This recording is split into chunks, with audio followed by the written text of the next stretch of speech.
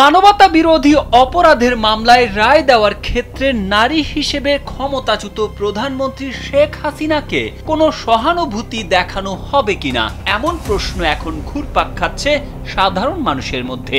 কারণ সোমবার জুলাই গণ অভ্যুত্থানের সময় সংঘটিত মানবতা বিরোধী অপরাধের মামলায় শেখ হাসিনা সহ 3 আসামির বিরুদ্ধে রায় ঘোষণা করা হবে। রাষ্ট্রপক্ষের আইনজীবী প্রসিকিউটর গাজী মোনাওয়ার হোসাইন তামিম বলেন, রায়ের ক্ষেত্রে সাধারণ আইনেও তেমন কিছু নেই, এই আইনেও নেই। অর্থাৎ রায় প্রদানের ক্ষেত্রে তিনি নারী হোক বা পুরুষ, তিনি কি অপরাধ করেছেন তার তীব্রতা বিবেচনা করে রায় দেওয়া হবে। আসামি নারী হওয়ায় রায় দেওয়ার ক্ষেত্রে কোনো অনুকম্পা থাকবে কিনা এমন প্রশ্নের জবাবে তামিম বলেন, সাধারণ আইনে জামিন প্রদানের ক্ষেত্রে নারী, অসুস্থ ও কিশোরদের কিছুটা অগ্রাধিকার দেওয়া হয়েছে।